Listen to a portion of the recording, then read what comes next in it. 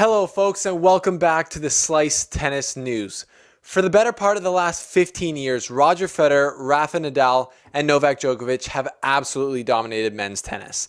But at the end of 2019, we just watched two of the younger guys who I would consider part of the next gen or the future be in the finals of the ATP World Tour Finals, and the next gen finals just happened. So I thought it an appropriate time to make a video on the top 10 players of the future, in my opinion. I'm looking at guys who have already performed, shown us that they're big time, and are going to move into the next time of tennis history with some serious force. And we're going to look at some guys who I just think have the X factor, who are about to blossom. So we're going to get into the Slice's top 10 players of the future in this episode of The Slice. Welcome to The Slice. Welcome to The Slice. Welcome to The Slice.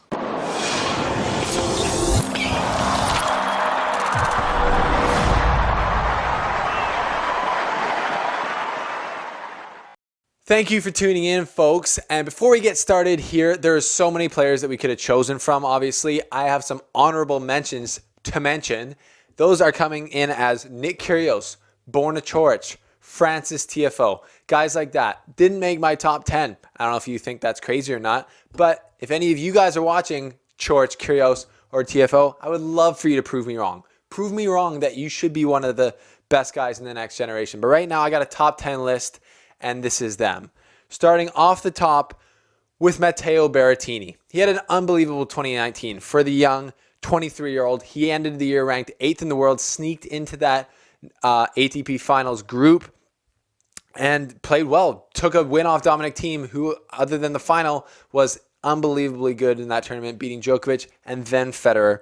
Matteo Berrettini is a massive tank, got a huge serve, huge forehand, but he's got an all-court game with a nice backhand slice that he can do some real damage with. And I think that he could have a couple Wimbledons up his belt because players of the next gen might not be able to handle him on grass with that serve and forehand. So you never know, but I feel like he's reached a lot of his capacity because guys that large usually aren't out here dominating the World Tour for too long. Coming in at number 10, we got Matteo Berrettini. Number 9, we have a young man named Hubert Hurkacz from Poland. 22 years old, currently ranked 37th in the world. I got to talk to him in Miami after he beat Dominic Thiem, and this kid can seriously ball. He's got amazing forehand and backhand, can slide out on his backhand like Djokovic and hit defensive shots, and can also move unbelievably well for 6'5". He just won his first tournament this year in Winston-Salem, and I feel like he's just getting started. So be on the lookout for Hubert Hurkacz coming in at number 9. Number 8 is a young guy, relatively unknown, named Hugo from France. 21 years old, ranked 54 in the world.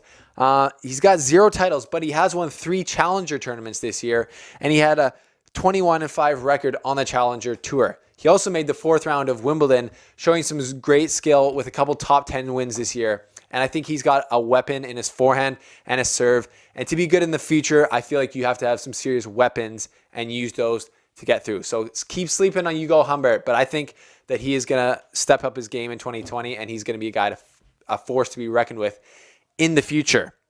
Now moving on to number 7, I have Felix Jaehn from Canada. Coming in at number 7.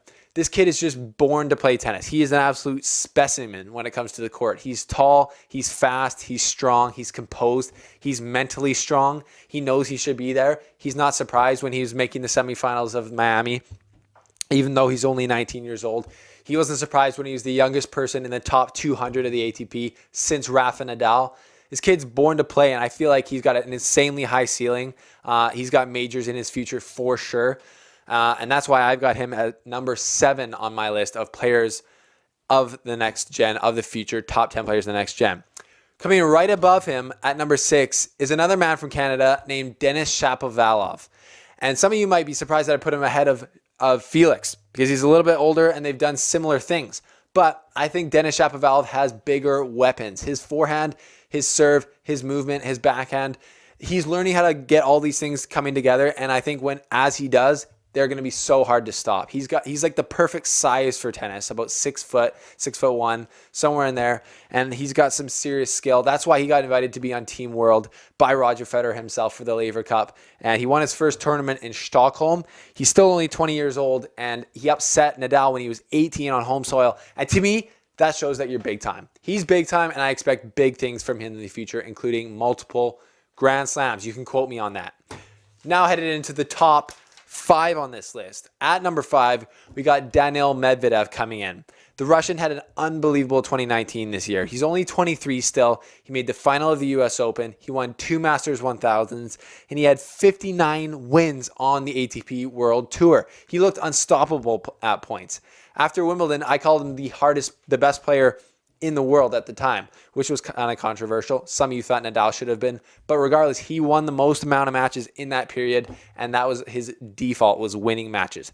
That's going to get him real far in the future. He's definitely going to win Grand Slams. I think that Daniil Medvedev has maxed out most of his potential. I don't see where else he could go with the way that he plays, but all we know right now is he's incredibly hard to beat, and he's going to frustrate young players in the future, and he's definitely going to be a massive force to be reckoned with, and we already saw that in 2019. Moving on to number 4 on my list of top 10 players of the future, we have a young man named Jannik Sinner from Italy, the Italian sensation.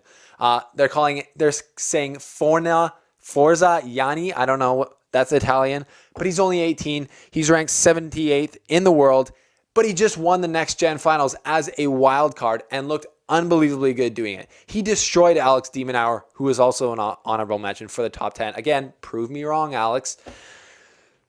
He looked absolutely good. He destroyed Alex de Minaur in the final, showing unbelievable sliding ability on his backhand. His backhand and forehand are so aggressive, very Murray-esque, and he's being coached by a guy named Riccardo Piatti, who's worked with Djokovic and Seppi and Borna Coric and guys like that. And his backhand looks exactly like the Joker's. He looks so good out there. He seems to have that X factor of he knows when to attack, how to do it. He's not afraid to come forward. He has some of the nastiest hands on tour. He did that fake drop shot forehand slice push that I've only ever seen Federer do. So I'm using the eye test, what I see with my eyes, to know that this kid's going to be is special and he's going to be huge in the future. So that's why I got him number 4 on my list, ahead of Daniil Medvedev, who's already proved himself. So, Jannik, don't make me look bad, but I'm just kidding. I know you're going to do well. Keep doing your thing. Anyways, that's Jannik Sinner at number 4. Number 3, Alexander Zverev, a household name at this point on the ATP World Tour. He's still only 22. He's been criticized for inconsistencies so far, but people have to remember, Roger Federer did not win his first Grand Slam until he was 22, and I think he's won a couple since then. So it's not too late to start for Zverev, and he's just starting to put it together. He's already won 11 titles on the tour. He's won the World Tour Finals. He's beaten all the biggest guys on tour. So Alexander Zverev is already big time, and in the next 10 years, he's going to be one of the best players for sure, without a doubt, in my mind. So that's why I've got him at number 3, because he's so good right now, and he can definitely get better as he gets more composed, but I don't think he has the X factor and the level that these next 2 guys are going to get to. But again, Alex, if you're watching this, prove me wrong. So Alexander Zverev comes in at number 3. Number 2, Dominic Thiem. Some of you might be wondering why I put him in when he's actually 26 years old. He's not as young by any means as some of these guys.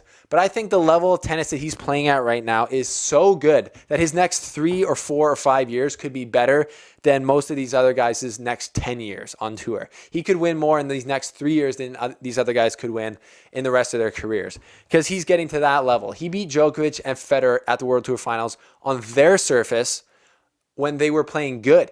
They didn't play bad. He just played better. And he's a clay court specialist, apparently, but because he made the final of the French Open the last 2 years, but he also beat Federer in the final of Indian Wells. He won 3 titles on hard court this year, so he's been able to evolve his game to play on faster surfaces, and that means he's a threat anywhere you go on the tour. So I think Dominic Thiem is big time. I think his next first Grand Slam is going to come next year, and I think there's a lot more in the books for him in the next few years. So that's why I have Dominic Thiem ahead of Zverev at number 2 in my top 10.